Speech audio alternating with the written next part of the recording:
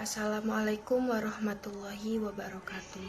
Perkenalkan, nama saya Azahra Kania Fatihah, NPM 214100005.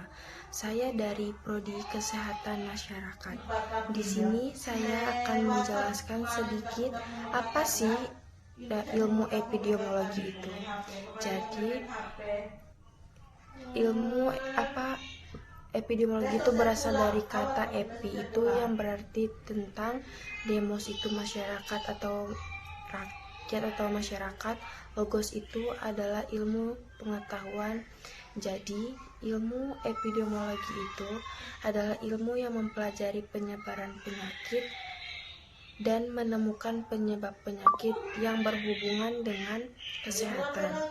Atau ilmu epidemiologi itu adalah ilmu yang mempelajari frekuensi, determinan, distribusi, pengendalian masalah kesehatan pada populasi manusia. Di sini yang dimaksud frekuensi adalah melakukan kuantifikasi atau proses fotologis atau kejadian untuk mengukur besarnya kejadian kesehatan. Determinan itu adalah faktor atau penyebab yang mempengaruhi distribusi itu, penyebarannya, dan pengendalian itu mengukur atau perbaikan. Jadi intinya itu, dasar epidemiologi itu adalah koor bagi kesehatan masyarakat. Peran epidemiologi itu ada 3. Yang pertama, menerangkan besarnya masalah dan gangguan kesehatan serta penyebarannya dalam bentuk penduduk tertentu. Yang kedua, menyiapkan data atau informasi untuk perencanaan, pelaksanaan program, serta evaluasi kegiatan pelayanan kesehatan pada masyarakat. Yang ketiga, ada mengidentifikasikan faktor penyebab masalah atau faktor yang berhubungan dengan terjadinya masalah tersebut. Selanjutnya ada manfaat epidemiologi. Itu yang pertama, menggambarkan status kesehatan populasi. Yang kedua, menentukan penyebab masalah kesehatan. Yang ketiga, menentukan riwayat alamiah penyakit. Yang keempat, menentukan tindakan intervensi, memprediksi kejadian, sakit, dan distribusi penyakit di populasi. Yang kelima, menanggulangi masalah kesehatan. Dan yang keenam, mengkaji resiko kepada setiap individu.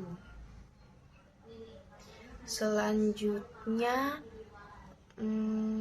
ada ruang lingkup epidemiologi, yaitu masalah keadaan kesehatan. Yang pertama, epidemiologi, di mana suatu masalah kesehatan ditemukan pada suatu daerah tertentu dalam waktu yang singkat, berada dalam frekuensi yang meningkat. Yang kedua, ada pandemi, keadaan di mana suatu masalah kesehatan frekuensi dalam waktu singkat memperlihatkan peningkatan yang amat tinggi serta penyebarannya mencakup wilayah amat luas. Yang ketiga itu ada endemik, keadaan di mana suatu masalah itu kesehatan frekuensinya itu pada suatu wilayah tertentu, menetap dalam waktu yang lama yang menetap ke dalam waktu yang lama. Yang keempat itu ada sporadik. Sporadik itu suatu masalah kesehatan yang ada di suatu wilayah tertentu. Frekuensinya itu bisa berubah-ubah menurut perubahan waktu. Selanjutnya itu sejarah epidemiologi. Jadi kata epidemiologi itu pertama kali digunakan itu pada abad ke-19 tahun 1802 oleh seorang dokter Spanyol Villalba. Dalam tulisannya bertajuk Epidemiologi Espanola, tetapi gagasan praktik epidemiologi untuk mencegah epidemi penyakit sudah dikemukakan oleh Bapak Kedokteran, yaitu oleh Hippocrates sekitar tahun 2000-an yang lampau di Yunani. Dengan menggunakan teori miasma, Hippocrates mengemukakan bahwa faktor lingkungan mempengaruhi terjadinya penyakit.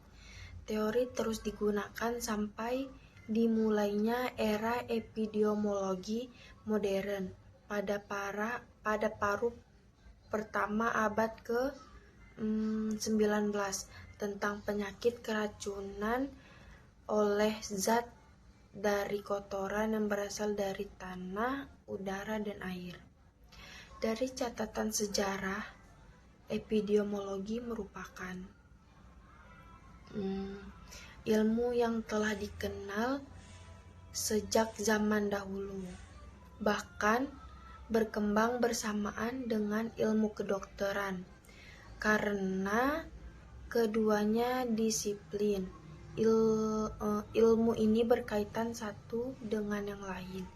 Misalnya, studi epidemiologi bertujuan mengungkapkan penyebab suatu penyakit atau program pencegahan